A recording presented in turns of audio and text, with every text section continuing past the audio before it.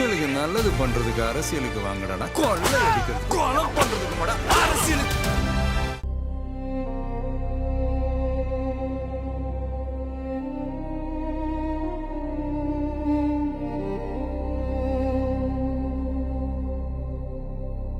இயக்குனர் இமயம் பாரதி ராஜா சமீபத்தில் உடல்நல குறைவால சென்னை டி நகர்ல உள்ள பிஆர் மருத்துவமனையில அனுமதிக்கப்பட்டாரு. இந்த ஒரு சூழ்நிலையில அவர் உடல்நலம் சரியாகி வீடு திரும்பி இருக்காரு. அவர் மருத்துவமனையில சிகிச்சை எடுத்துட்டு இருக்கும்போது தமிழக பாஜக மாநில தலைவர் நயினார் நாகேந்திரன் மருத்துவமனைக்கு நேர்ல போய் அவர் உடல்நிலையை விசாரிச்சிருக்காரு.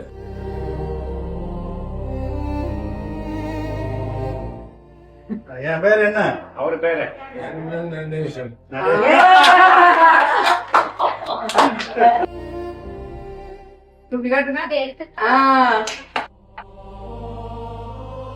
வேண்டுதல போட்டிருக்கு. தேனியில் வந்து கிடா வெட்டுறோம் வேண்டிடுறோம். குலதெய்வ கோயில் போயிட்டு அதுக்கப்புறம் தான் ஷூட்டிங்கே ஆரம்பிக்கிறோம்.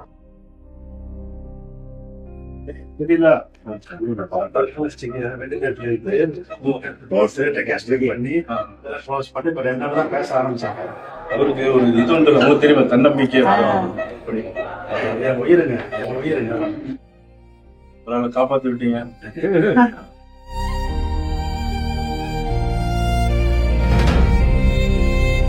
84 வயசாகக்கூடிய பாரதி ராஜா அவருடைய மகன் மனோஜோட இறப்பால ரொம்பவே உடைஞ்சு போயிட்டாருன்னு தான் சொல்லணும். இதனால மன ரீதியா பாதிக்கப்பட்ட பாரதி ராஜா அவர்கள் உடல் ரீதியாகவும் பல சவால்களை எதிர்கொண்டுட்டு வராரு. சில மாசங்களுக்கு முன்னாடி பாரதி ராஜாக்கு மூச்சு விட சிரமம் ஏற்பட்டதா சொல்லி மருத்துவமனையில அனுமதிக்கப்பட்டு அவருக்கு தீவிர சிகிச்சை அளிக்கப்பட்டுச்சு. நுரையீரல் தொற்றால பாதிக்கப்பட்ட பாரதி ராஜா இப்போ அவருக்கு கொடுக்கப்பட்ட சிகிச்சை மூலமா குணமாகி வீடு திரும்பி இருக்காரு. அவர் உடல்நிலை பாதிக்கப்பட்டப்போ தொடர்ந்து தீவிர சிகிச்சை எடுக்கணும்னு மருத்துவர்கள் சொல்லியிருக்காங்க. அந்த வகையில பாரதி ராஜா பிஆர் ஹாஸ்பிட்டல்ல சிகிச்சை மேற்கொண்டுட்டு வந்தாரு. அப்ப எடுக்கப்பட்ட இந்த வீடியோஸ் மக்கள் பலரையுமே சோகத்துல அழுத்தியிருக்கு. ஆள் அடையாளமே தெரியாத அளவுக்கு மாறிட்டாருன்னு பலருமே வருத்தப்பட்டுட்டு வராங்க. சீக்கிரமே பாரதி ராஜா குணமாகி வரணும்னு பலருமே பிரார்த்தனைகள் பண்ணிட்டு வராங்க அப்படிங்கறதும் குறிப்பிடத்தக்கது.